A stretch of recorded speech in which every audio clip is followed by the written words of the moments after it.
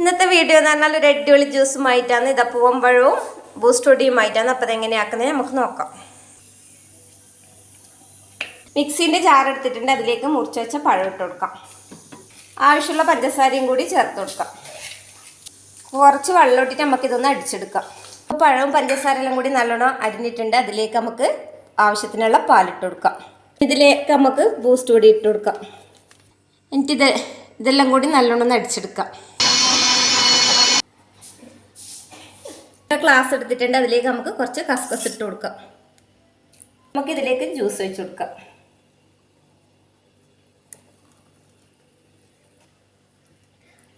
ഇതിൻ്റെ മുകളിലേക്ക് കുറച്ച് കസ്കസും കൂടി ഇട്ട് കൊടുക്കാം.